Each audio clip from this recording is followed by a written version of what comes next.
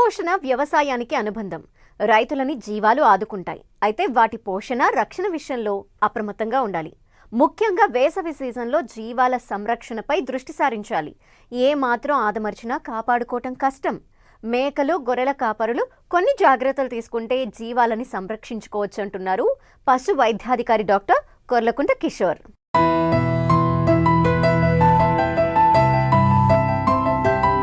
ప్రస్తుత వేసవిలో ఎండల తీవ్రత అధికంగా ఉంది. రోజు రోజుకు మరింత పెరుగుతాయి. అయితే మేకలు నలుపు రంగులో ఉండడం వల్ల గొర్రెల కంటే ఎక్కువగా ఉష్ణ తాపానికి గురవుతూ ఉంటాయి.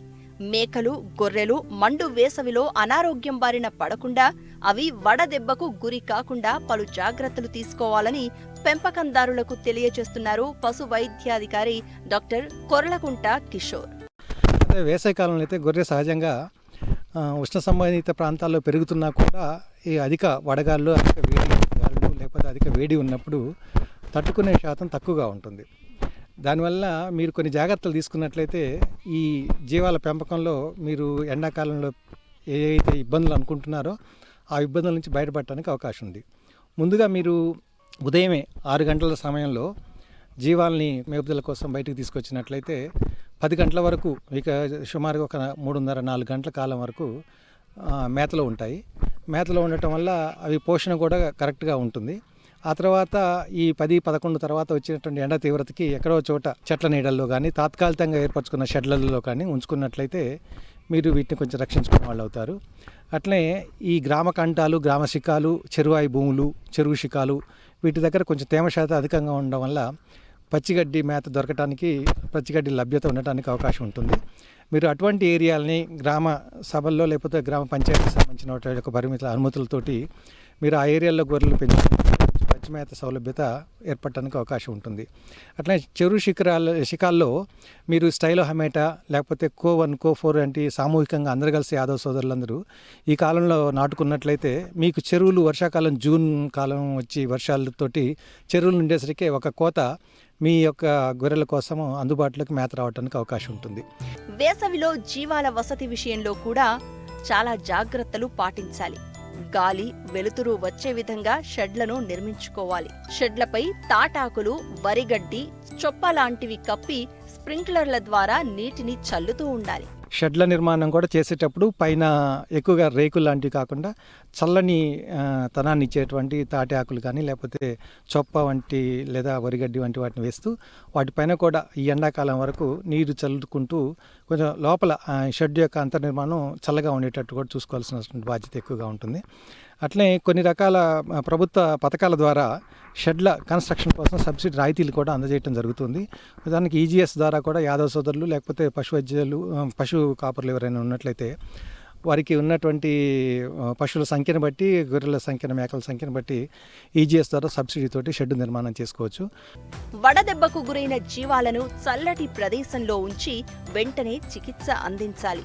విటమిన్లు, కాల్షియం, ఎలక్ట్రోబూస్ట్ పౌడర్ కలిపిన లీటరు ద్రావణాన్ని తాగించాలి. ఏవైతే జీవాలు ఇట్లా ఎండల్లో తప్పనిసరైన పరిస్థితుల్లో మేపాల్సిన అవసరం వచ్చినప్పుడు కొన్ని వడదెబ్బకు గురవుతూ ఉంటాయి. ఇట్లా సొమ్మసిల్లిపోయినటువంటి జీవాలని మరి వెంటనే దగ్గరలో ఉన్నటువంటి పశు వైద్యశాల కానీ పశు వైద్యాధికారి సలహాలు తీసుకొని వెంటనే వైద్యం చేయించాల్సిన అవసరం ఉంటుంది. ఈ ఎండాకాలంలో ఎక్కువగా ఏం జరుగుతుందంటే చర్మం చల్లబట్టడం కోసం, శరీర ఉష్ణోగ్రతను తగ్గించుకోవటం కోసం చర్మం చుట్టూ ఉన్నటువంటి రక్తనాళాల యొక్క తీవ్రత అంటే రక్త ప్రవాహం ఎక్కువగా పెరుగుతుంది. దీనివల్ల చర్మ సంబంధించిన రోగాలు గొర్రెలకి, మేకలకి రావడానికి ఎక్కువగా అవకాశం ఉంటుంది.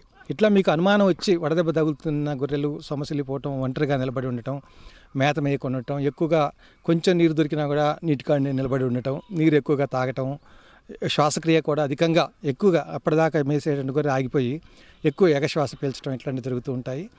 కొన్ని వాటి వల్ల జీర్ణశక్తి పూర్తిగా మందగించిపోవటం వల్ల తిన్న తిండి అరగకపోవడంలో పారుడు కూడా ఏర్పడటానికి అవకాశం ఉంటుంది. అట్లాంటి గొర్రెని మీరు ఏమంటే గుర్తుపట్టాలి. దానికి ఎక్కువగా ఈ ఎలక్ట్రాల్ పౌడర్స్ దొరుకుతూ ఉంటాయి, తక్కువ ఖరీదులోనే ఉంటాయి. సోడియం, పొటాషియం కలిగి ఉన్నటువంటి, కాల్షియం కలిగి ఉన్నటువంటి చిన్న చిన్న మినరల్ మిక్చర్ పొట్లాలు లేకపోతే వాటితో పాటు ఎలక్ట్రోలైట్ పౌడర్ ప్యాకెట్లు దొరుకుతాయి, తక్కువ ఖరీదే ఉంటుంది. వాటిని తీసుకోవటం అట్లా అందుబాటులో మీరు గంటల తరబడి అట్లా ఇచ్చుకుంటూ అంటే గంటకి అట్లా ఇచ్చుకుంటూ పోయినట్టయితే ఆ రోజులో దాన్ని ఆ ప్రభావం నుంచి, ఆ ఎండ తీవ్రత నుంచి దాన్ని మనం కాపాడుకున్న వాళ్ళు అవుతాం. అట్లనే సాయంత్రం పూట కూడా 5 తర్వాత ఎండలో నుంచి పూర్తిగా బయట ఎండ తీవ్రత తగ్గాక 5 కాడ నుంచి సాధ్యమైనంత వరకు చీకటి పడేంత వరకు మళ్ళీ మేపుదలకు తీసుకెళ్ళటం చేసుకుని ఉంచుకుంటే మంచిది. రాబోయే తొలకరిలో పడబోయే వర్షాలకి చాలా రకాల రోగాలు గడ్డి ద్వారా, లేకపోతే విపరీతమైనటువంటి మేతల లభ్యత ద్వారా, లేకపోతే మురికి ప్రదేశాలు ఏర్పడటం ద్వారా గొర్రెలకి తొందరగా అటాక్ అయ్యేటువంటి వైరల్, బ్యాక్టీరియల్, పారాసైటిక్ డిసీజెస్ రావడానికి అవకాశం ఎక్కువగా ఉంటుంది.